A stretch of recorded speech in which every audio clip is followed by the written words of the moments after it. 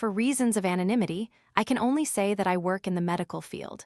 Where I am, we always seem to get more strange cases than our fair share. And there's one particular patient who's been lingering in my mind lately. This girl was a recent admission. Her story was haunting enough to be embroidered and distorted across all departments, becoming a constant topic of gossip. Fed up with hearing the same rumors over and over, I pulled out her file with the intention of exposing and clarifying the truth. I wish I hadn't. What follows is a neat transcription of her own handwritten account. This is just a misunderstanding. Really, I'm fine, I'm not the problem. Someone else out there is the culprit behind all of this. They're doing this to torture me, I shouldn't be here. I used to have some issues with my body image. That's true. In fact, I was failing yet another diet when everything started. That day, we went out to celebrate Becky's promotion. 5 of us went to dinner. The restaurant was very fancy, but I can't remember where it was now, and my willpower for dieting was completely gone. By the time my salad arrived, we'd all had a drink or two. I was determined to only eat half, just enough not to spoil Becky's celebratory night. The girls always pressured and criticized me whenever I refused to eat. Still, I couldn't stop thinking. It wasn't a coincidence that out of the 5 of us, the thinnest one was the first to get promoted. We'd been graduated for over a year, and the real world out there felt like a slap in the face. None of us had truly achieved what we wanted, except for Becky, of course. The gnawing hunger constantly left me in dull pain, and my self-loathing for being weak pushed me further to my limit. So when the waiter topped my salad with jack cheese, I didn't stop him. I wanted to toss the entire plate to stubbornly refuse to eat, but I was too hungry. Then, with the second bite, still annoyed but trying to maintain a pleasant facade in front of them, I discovered a long black hair wrapped around some lettuce leaves. It instantly disgusted me. I almost swallowed it without knowing. We got the meal for free that day, and the girls stopped bothering me when they saw I couldn't swallow a single bite. That hair completely obliterated my hunger. The next day and the day after, I was on cloud 9, no hunger, no stress, wonderful. I thought I had just discovered a new, super effective way to control myself. But the girls thought differently, or maybe it was just Becky. I was having lunch with Andrea when hunger started to surge to a breaking point. Exhausted, sad, I gave in and ordered a large salad. Andrea smiled and said something like she'd be there for me if I wanted to talk. Looking back now, I bet she was involved. In my memory, her smile held a hint of sinister sarcasm, as if she was waiting to see what would happen. I found a fingernail in my salad, a bright red artificial nail. Those things are disgusting. Who knows how many bacteria lurk beneath fake nails? I knew I'd get a free lunch again, but I couldn't swallow a single bite. The shock and disgust once again completely blew away my hunger. A part of me sighed in relief, even feeling powerful. I had abstained from eating for almost 2 weeks, and this self-induced revulsion was actually helping me lose weight. But I wasn't crazy, nor was I stupid. I knew that humans still needed to eat. Another day or two passed, and I ordered a chicken salad during brunch with Becky. She kept prattling on about her new job, about how her new boss was subtly flirting with her. I hated her so much, boiling inside even as I smiled and congratulated her. But at that moment, I was mostly focused on the salad. Eating again was a sweet liberation, until I bit into something both hard and squishy, and I immediately spat it out. I vividly remember Becky's words then. "Oh my God, is that a toe?" I still recall staring at the thing lying on the napkin. It was crushed, flattened, crimson, and seemed slightly cooked, but a bone was clearly sticking out. The entire restaurant had to temporarily close after that incident, but no one could figure out where the toe came from. Clearly, no staff member was missing a toe. Becky, meanwhile, basked in the scandal's attention. She even appeared on local television. Even though the toe and salad was mine, she told reporters, "This is a travesty. People can get seriously sick if they accidentally eat things like that." At that point, I started to wonder if she had anything to do with this.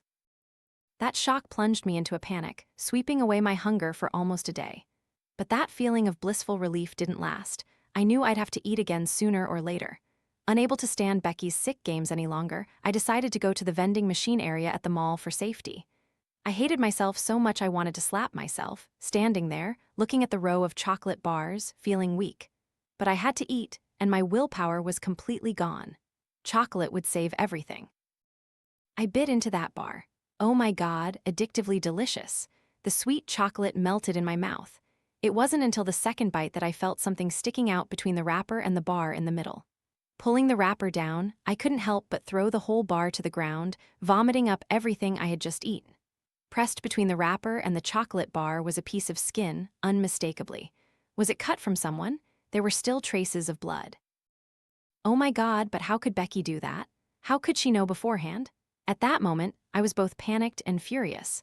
Though a very small part of my mind felt relieved that I had vomited up the 2 bites I'd swallowed. Tortured, I still desperately fought against my cravings. I called for a slice of pizza at the food court. The crust had a large, puffy dough bubble at the edge. I tore it open, disgusted and desperate, and discovered something that looked exactly like someone's baked cornea inside. Crazy Becky, she must be lurking somewhere around here, following me, messing with my food. Were the rest of the group helping her too? I got in my car and just drove. By nightfall, I had crossed into the next state. I pulled into a deserted roadside diner I'd never heard of before. Sighing in relief, I ordered a hamburger from the polite old man who seemed to own the place. There was no way Becky or the others could interfere with my food in a place like this.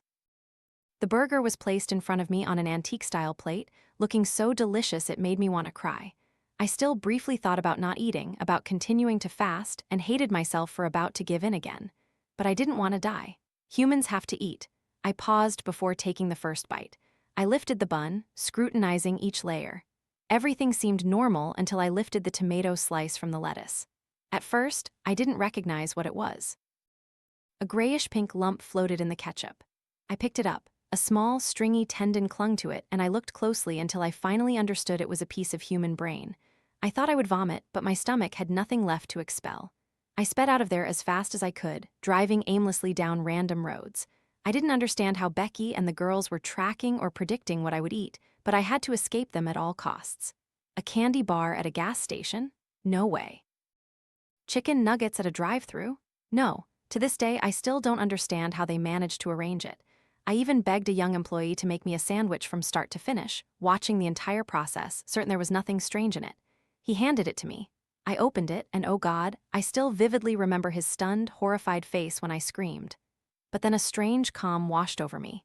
3 weeks without eating, 4 weeks. I knew I would die if I continued like this. Then a bizarre thought struck me, an idea of a place they couldn't predict, couldn't make food disgusting and inedible. I found it. Yes, I won. I found the best salad in the world, and I devoured it like crazy, gorging myself. Certain that I was finally saved, but honestly, the first time I did it, I didn't expect to find that asterisk. Looking back, it makes sense. When I smashed his skull with an iron pipe, I almost couldn't believe I had just done it. He collapsed, and chicken salad splattered all over the pavement. Fresh green lettuce, crisp and tender chicken strips. And that dressing was so good it was worth dying for. I kept finding human body parts in my food, no matter where I ate. So the only logical place to find food not mixed with other things was asterisk inside asterisk people. Now we have to feed her intravenously. Normal food horrifies her and makes her nauseous. The whole story makes me wonder how, even in this day and age, media can still impose such absurd body standards on people. Although she's not the strangest patient here, she interests me because of how she managed to manipulate even the nurses. Clearly, no one could figure out who helped her. She convinced someone to secretly put body parts into her food during our initial attempts to feed her. At least, that's the only explanation that seems plausible for those incidents. After thoroughly reading one of the patient statements, I became more aware of the bizarre array of conditions we're holding here. Honestly, I'd never really thought of them as normal people before. The word crazy is a label sufficient to strip someone of their humanity, severing any shred of empathy or understanding for them. There's one girl, for example, who absolutely refuses to speak to anyone unless she first touches their temples to check their nerve fibers. What on earth that means, I have no idea. Other than that, with a slight paranoia, she appears perfectly lucid and normal. But before, it was easy to categorize her with the all-crazy patients are the same group. Now I wonder what goes on in her head. She refuses to offer any explanation for her behavior. The more I read their accounts, the more I realized these are real people tormented by suffering far beyond normal imagination. Yesterday, while reading documents during my break, one man's account caught my attention. I knew him. He always looked dejected, resigned, exhausted. But now I think beneath all that, he might be just like any of us.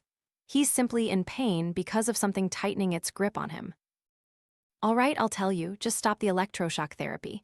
You promised if I told you there'd be no more shocks. Anyway, it won't change anything. I know where it started. Looking back now, everything is so clear. That day, I was walking down the street with some friends. We'd been drinking. On our way to the next bar, some strange, filthy guy with desperate eyes crashed into me. He reeked of sweat and something else. But what he spilled on me was the problem. It got on my hand, specifically on my fingernail. It was blood. He spilled blood on me. He froze, his face blank, horrified and in agony. He said, "I'm sorry." I believe he was sincere, but at the time, I didn't understand what he was apologizing for. Then he ran off, disgusting. I wiped it clean and tried to forget about it. And nothing happened. For a while, thank God, I remember every detail of that night. I lay alone in my tiny, squalid apartment, which I now remember with tears because compared to your care here, that place was a palace. I woke up just before it started. I lay staring at the dark ceiling, feeling strange inside. Then,